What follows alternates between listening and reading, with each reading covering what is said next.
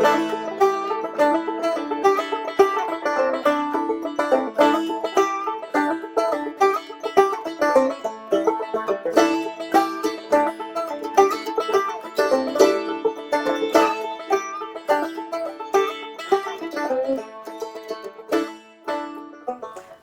welcome again to Historically Speaking. I'm your host, Lori Roberts, and today we have a special treat for you. It is for me, and I'm sure you're going to enjoy the program that we're about to bring.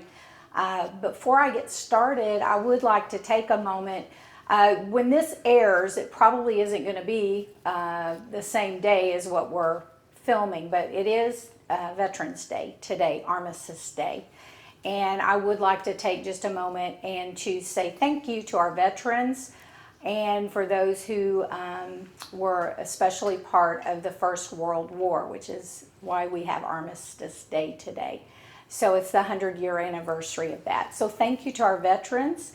And pardon me, so we're going to go ahead and get started with today's program on someone who is a child I learned about, and I'm sure your children have also learned about, but today we're going to learn the truths. A lot of what we've learned has been the myth of the man Tecumtheth, which we were used to calling him Tecumseh.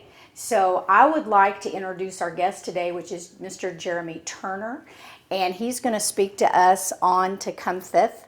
And why don't you go ahead, Jeremy, and just kind of give us an introduction of who you are first and how you came to this place in your life where you represent the knowledge of Tecumtheth. No way, Lori. I just said thank you, and Shawnee, thank you for having me on your program today and giving me a chance to kind of talk a little bit about Tecumtheth and maybe clear up a few of the myths as best I can. I'm still learning every day myself. Mm-hmm. I don't believe that there's probably anyone out there that knows everything that there is to know about Tecumtheth. There's a lot of myths about him, and so the best that we can do is continue to try and really sleuth out the original information to try and get down to who he really was and what he really stood for. As Lori said, my name is Jeremy Turner. I'm an enrolled member of the Shawnee tribe. Today, there are only 3 Shawnee tribes in existence. Originally, we were all from the Ohio River Valley, but thanks to Andrew Jackson and his Indian Removal Acts in the 1830s, all of the Shawnees were forced out of the Ohio River Valley and ended up in Oklahoma today.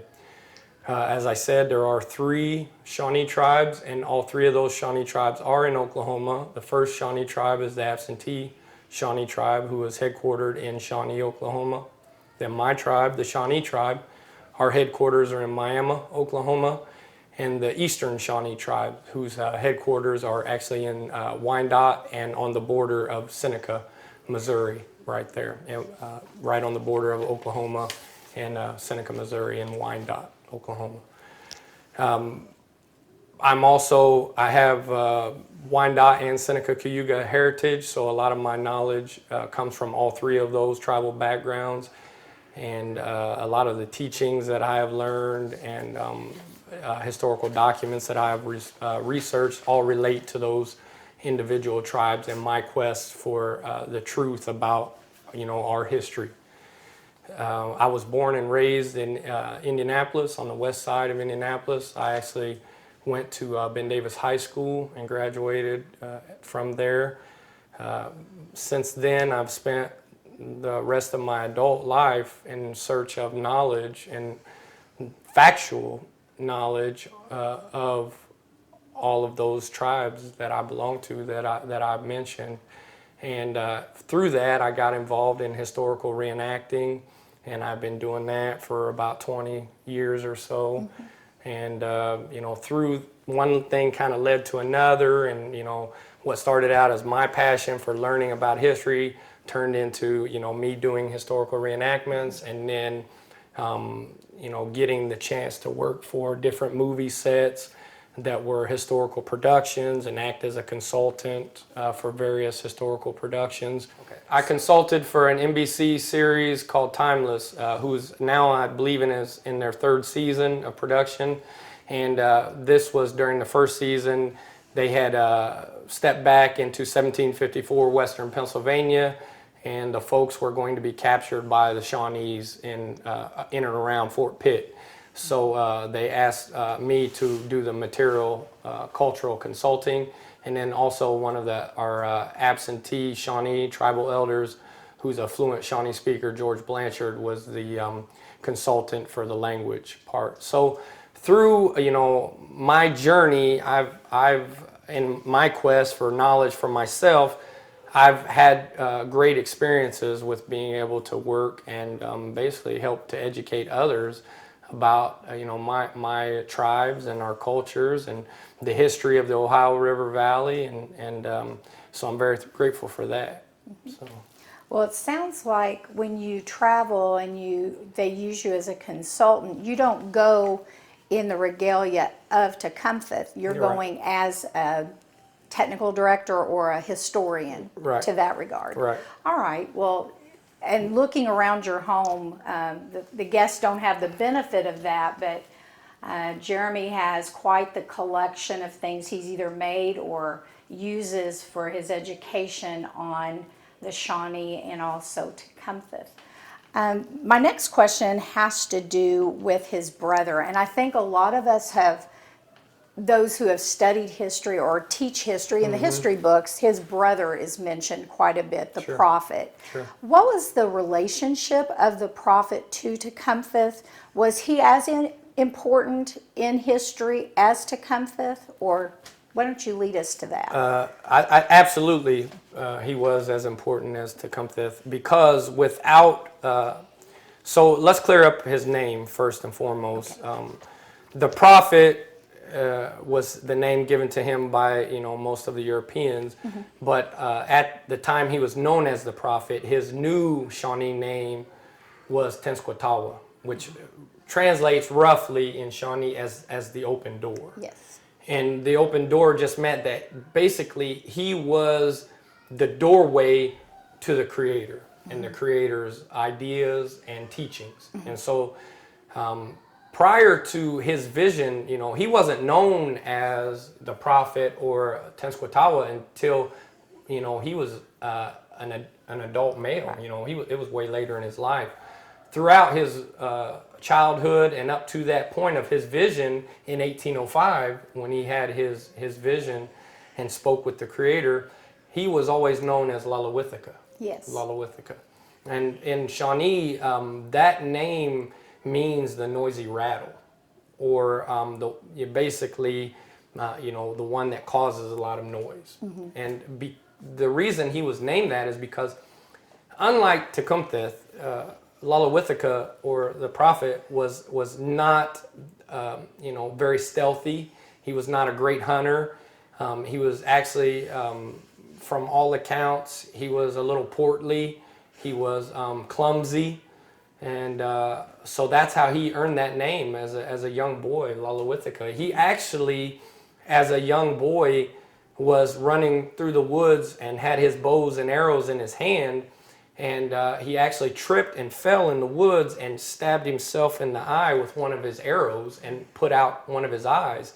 And that's why all of the known portraits of the prophet show him with a turban covering one of his eyes, and that's because he had stabbed himself in the eye with that arrow as a young boy. Growing up, he was not of much consequence, was never a great provider. He was married and had children. He was never, a very great provider for his family until he had his vision in 1805, and that vision occurred in Ohio on the banks of the Mad River near Greenville, Ohio, at their village. And from then on, he was known as a drinker. At that time he was drinking a lot of alcohol, and after his vision, he quit all of that, and he became basically the instrument of the Creator. And so once he started these, teachings of what the Creator had taught him, why he had been to the other side.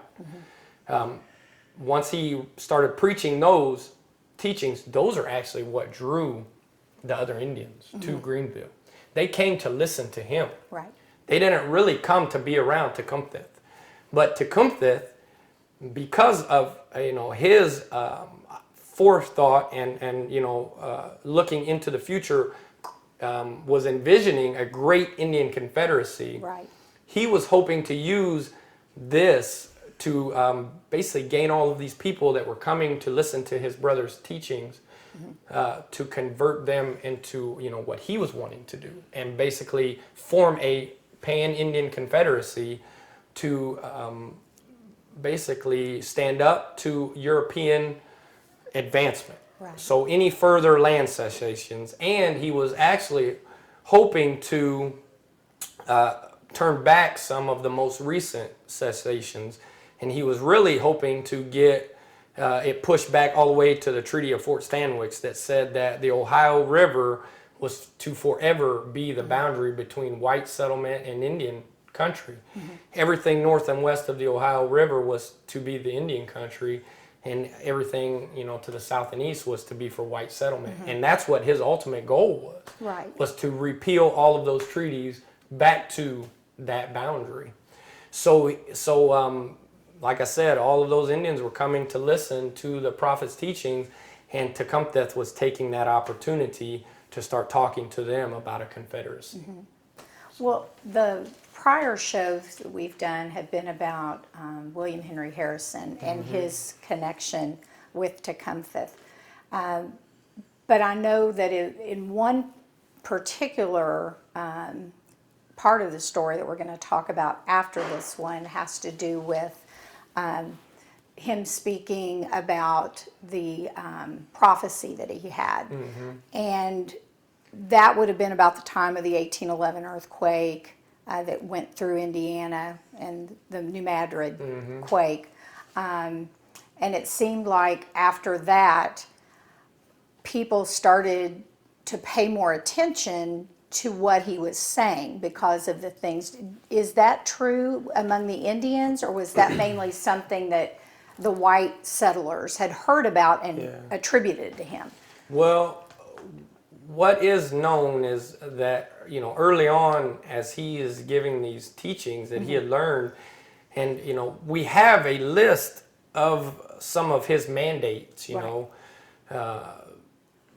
He had a list of about 13 or 14 mandates that if you are to be a member of our community, you must abide by these rules that was given to him by the Creator.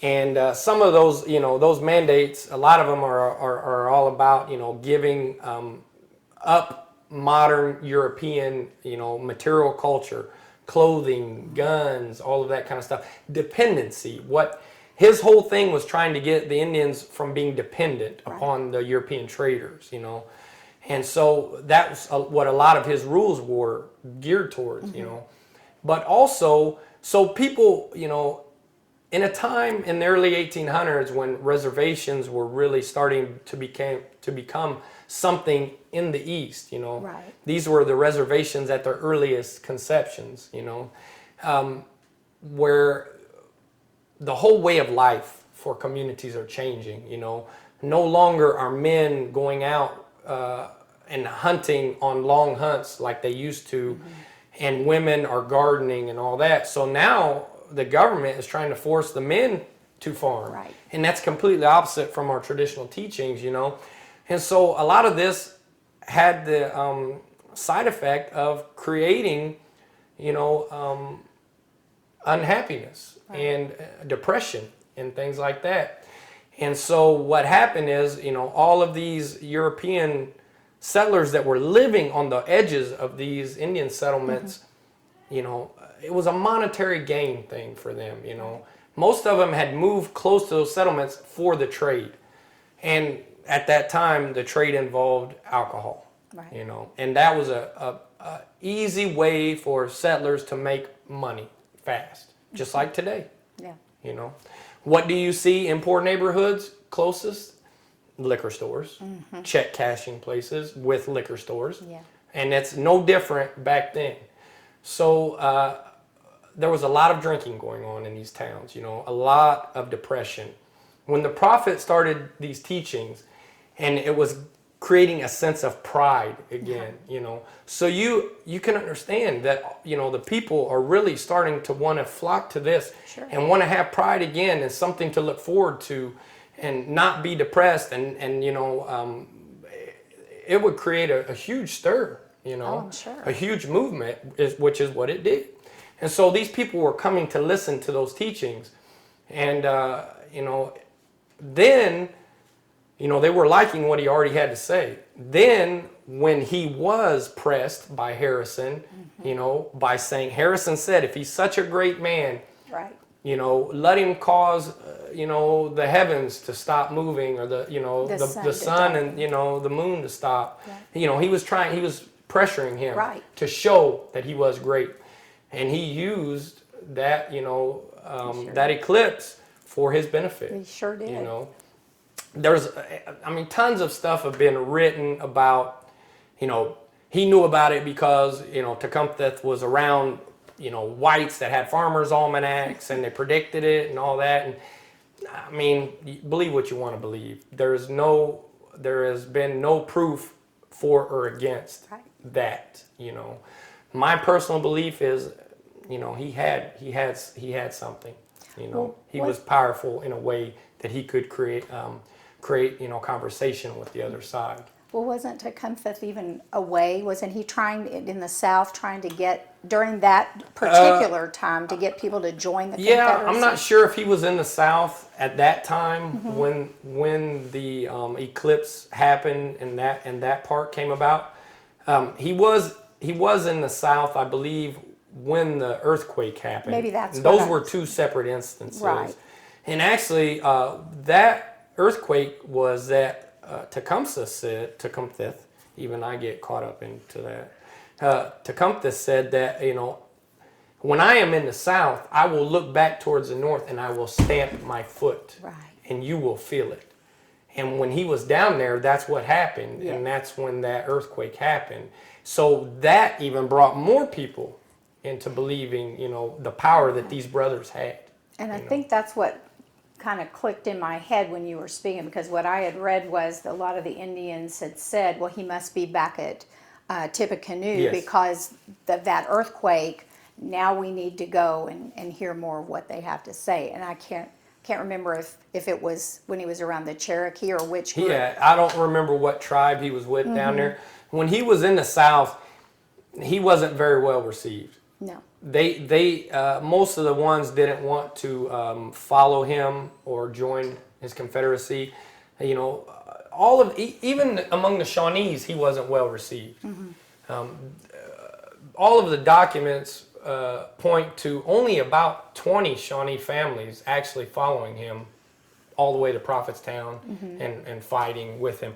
A majority of the Shawnee people sided with the Americans. My own family, Shawnee family, sided with the Americans and acted as scouts for the American militia. Most of the Indians in Ohio acted as scouts for the American militia.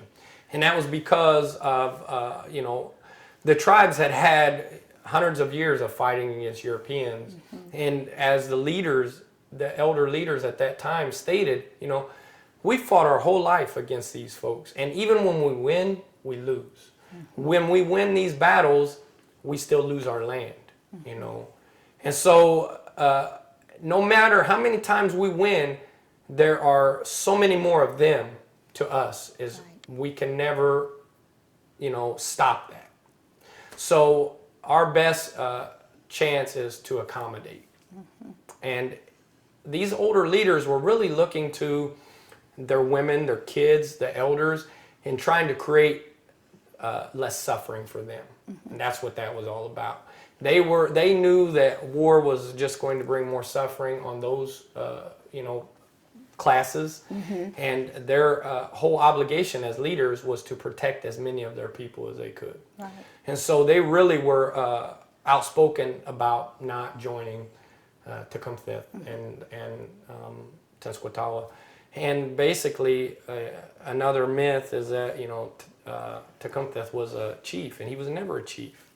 You know, he just became a kind of like a war captain, a leader. You know, he put himself in that position. And that's not how chiefs are raised in our communities. You don't establish you or put yourself in that role as a chief. But that's something that he kind of did, because he was trying to get, everyone. I mean, someone asked me, I was actually at Prophetstown 2 weekends ago. We did a program up there at Prophetstown at the state park there. And so I was talking about this very thing. And, some of the visitors asked me, they were like, who would you have sided with if you were alive then, And I've thought about that a lot, and the best answer that I could have is that if I'm me today, who I am today, with a wife and 4 kids and a family to look after, I would have sided with my ancestors who did side with the Americans, If I was a young man full of, vinegar, the saying that they have, full of that, and didn't have a family necessarily to look after and protect, I would have sided with Tecumtheth, And that's what you find in history, is that a lot of these young warriors that were not involved in the numerous wars from the Revolutionary War on and had not, tested themselves and seen the suffering that war causes their families, then they were the ones that, really went with him. Yeah. These older cats, the more tested warriors, they were the ones that stayed back in Ohio and didn't want anything to do with creating any more turmoil for their families, So that's the best answer that I could have, is that it would have depended on who I was at that time, where I was in my life at that time, And I like to think that that's probably why there was only 20 families, that sided with Tecumtheth. Most of those folks that sided with him and lived at Prophetstown were all Winnebagos, Kickapoos, Ojibways. They were basically the tribes from Illinois, Wisconsin, and Michigan. Okay. The majority of those tribes, Sauk and Fox, they sided a lot with, the brothers, with Tecumtheth and Tenskwatawa. All of the other tribes that were already in Ohio, most of them really sided with the Americans. And really, the War of 1812 was a civil war for the Indians, specifically for the Shawnee, because there were that split right there of the ones that sided with the Americans, ones that sided with the British and Tecumtheth. And also for my other family, the Wyandots, it was a civil war as well for them, because at that time there were 2 main Wyandotte communities, and one was where my family was in Upper Sandusky, and the other one was up in Detroit. Okay. That was the other at Brownstown, around there, Wyandotte, Michigan today. Okay. There was a large Wyandotte community up there. And so the ones that were up in Detroit, because of their proximity to the British, they basically were forced to side with the British, whereas most, all of the Wyandottes in Ohio at Upper Sandusky, they sided with the Americans. And so it was a civil war for them as well, Eventually, after Prophetstown was destroyed by Harrison and his army, that is where all of the refugees fled from Prophetstown, was to Detroit and the Wyandotte town up there, and that's where they operated out of at the the beginnings of the War of 1812, and so that's where their main contingent was at that time. Was up there in Detroit area. Okay. Well, I know when we were speaking about Tecumtheth, one of the things that stood out to me, and I don't know, you may dispel this because this is something I've always read, and I believe they talk about it at Grouseland, that Tecumtheth brought the 300 down to on the Wabash and there were 30 that he brought with him to speak to Governor Harrison. And at the first meeting, he had spoke, and they were out in the grove of trees, and one of the things that he had mentioned, Tecumtheth rose and said, "You lie," and he basically drew the sword, out, and so his warriors were right there. They left that night. Tecumtheth sends a note back and apologizes for his outburst, and he invites Harrison to his village where they were camped, not village, Right. but where they were camped. Right. And there was a log, and he asked Harrison to sit down, and they started speaking, and Tecumtheth moved a little bit closer, and Harrison kind of gave himself a little space and moved down, and they kept talking, and he would sit a little closer till finally Harrison got to the end of the bench, and he looked back, what are you doing? And Tecumtheth more or less said, well, now you know how we feel. Yeah. Is that true? Now, off the top of my head, I don't recall seeing that.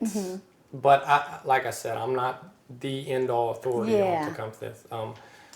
There's still a lot that I'm learning, and a lot of that kind of stuff you will find in military records. You have to look at the original records to sleuth a lot of this stuff Right. out.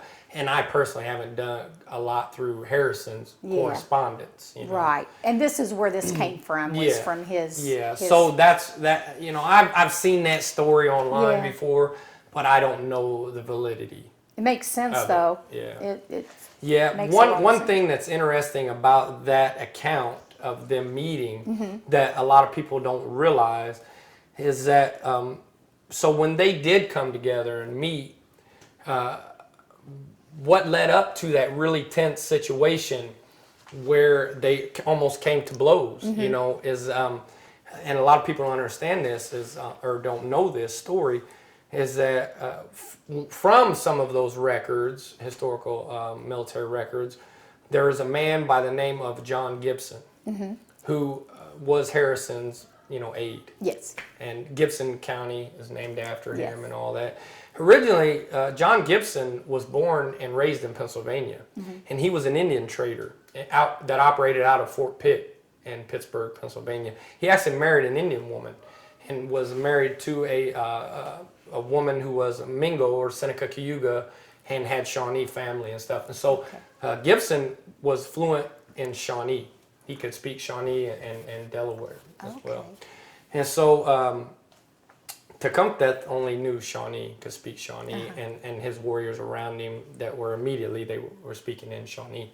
So actually at that meeting, as Harrison and Tecumtheth are actually negotiating and discussing this, one of the warriors, one of Tecumtheth's warriors says to Tecumtheth in Shawnee, he's like, take a look, and if you'll notice, basically, we are better armed than they are.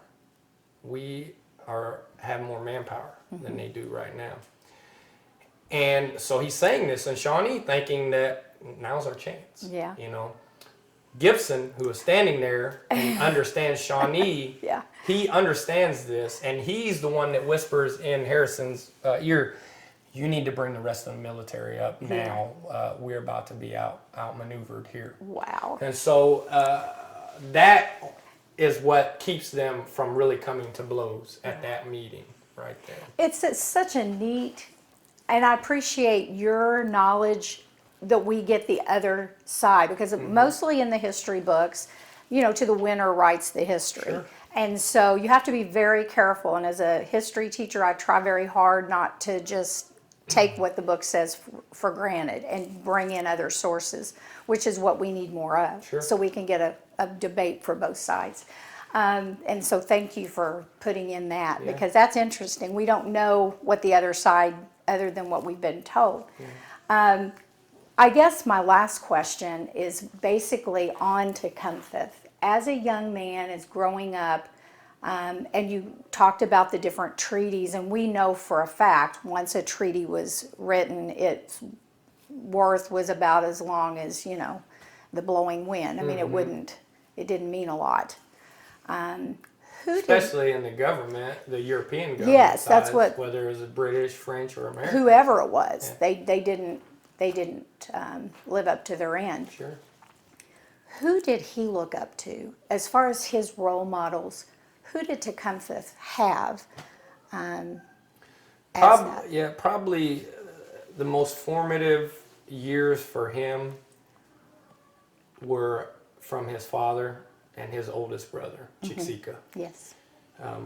They probably molded him into who he became as an adult. And his father died when he was a young teenager, early on in war, Right. during Dunmore's War. And their mother left Tecumtheth and Lalawithica to be raised by the eldest brother, Chiksika.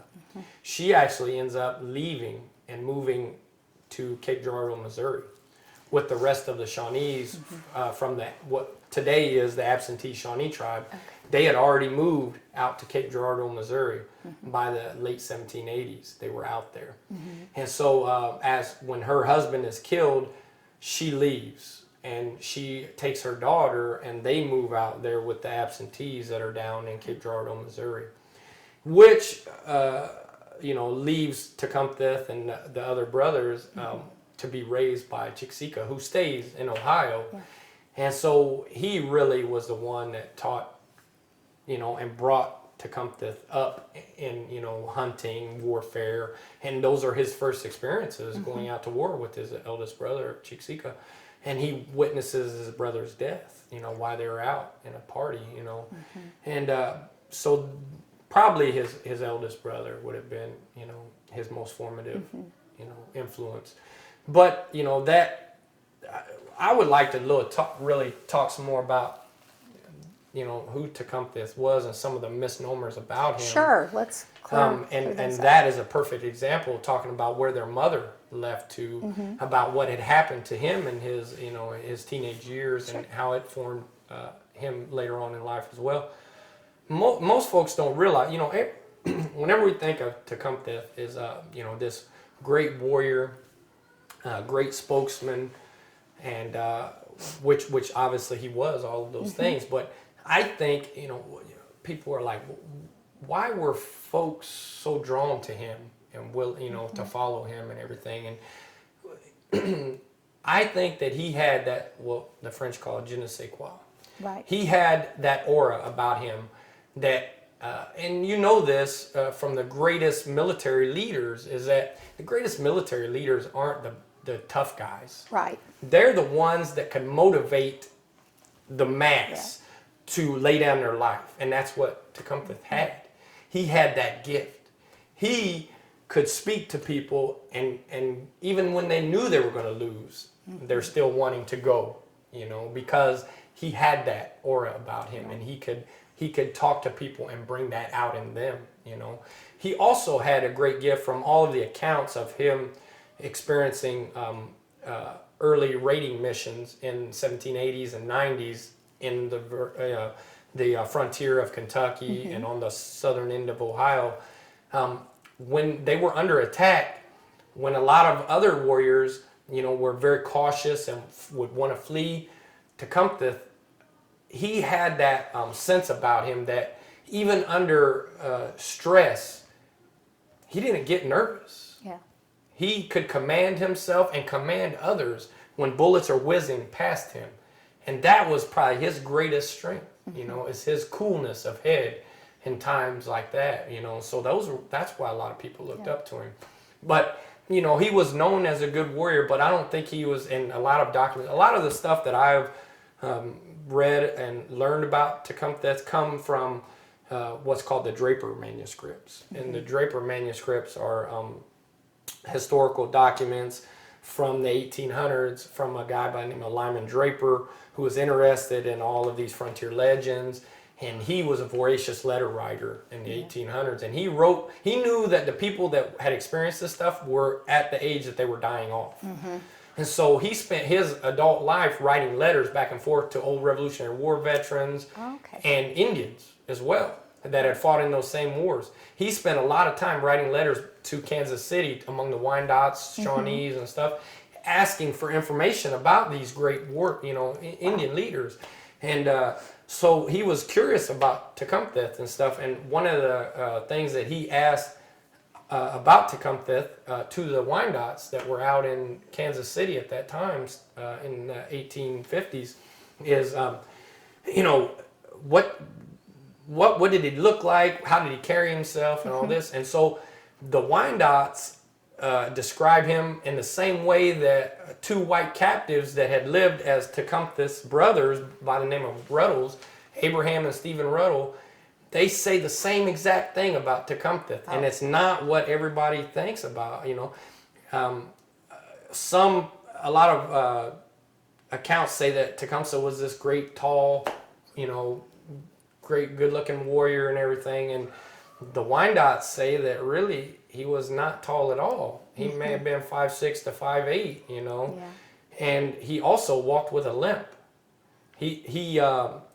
They tell the same story that the Ruddles tell, and it all goes back to his eldest brother, Chicksika, and their mother going out to Cape Girardeau, Missouri. So what the Wyandottes say and what the Ruddles say is that in the late 1780s, they, along with Tecumtheth and Chicksika, they go on an expedition. They leave Ohio. They go down the Ohio River, and they're going to visit their mother out in Cape Girardeau, Missouri. So they go all the way down the Ohio River, this group of Shawnee men, and they get to Kaskaskia, Illinois, and that's just right across the river from where the absentee Shawnees and their mother were living in Missouri. While they're at Kaskaskia, they actually, and Tecumtheth is, he's maybe 16, 17 years old, if that, at that time. They go on a buffalo hunt on horseback. And during this buffalo hunt, Tecumtheth's horse falls and they both fall together. He gets trapped under his horse and it rolls on him and it breaks his thigh, breaks his femur. So they're laid up for months while they are mending Tecumtheth's femur and trying to heal it. And they do. They patch it up and he heals. But because he is still a teenager and growing, that leg never grows at the same rate of the other leg. So he has one leg that is shorter than the other. And so from then on, he walks with a limp because that leg is shorter than the other. And so the Wyandottes say that is the reason why when he was fighting in the War of 1812, he really never fought on foot. He mainly fought from horseback. Because when he was really bringing his reputation as a great leader, especially when he was meeting people that he didn't know personally and were meeting him for the first time, he didn't want them to think less of him because he walked with a limp. So he always rode around on a horse and went to war on a horse because it hid that fact that he walked with that limp. That is interesting. And so that's a great example of where the historical record and today's mythology have diverged. If you wanted to, a lot of the Native Americans, if they died on the battlefield, we don't really know where they were buried. Is there a place you can go that commemorates Tecumtheth? In Canada, if you go over there on the Thames River, the battlefield where he fell, there's a commemoration area there. Okay. So as far as any place that he may be close to still today, that's about as close as you're going to get. Okay. All right. There are so many conflicting stories about who killed him and where he was taken and who buried him and all that. I don't know that we'll ever get to the real truth on that, Right. But that's about as close as you can get to being at the place where, he still is. I guess you could say his aura still is, Well, I want to thank you so much for one show definitely does not do him justice because there's so much information that you shared and so much that we didn't even get to. So maybe we can do this again and we can kind of pick up on some of the things where we've left off because I know the listeners are going to want to know a whole lot more. Sure. So thank you. Absolutely. Well, this wraps up our show with Jeremy Turner, who is our sage on stage today for Tecumtheth. And I knew I was going to try to say that right, and I messed it up again. So thank you so much. And with this being Native American History Month, go out and learn something about a Native American that you may not know anything about. Thank you for joining us. No way.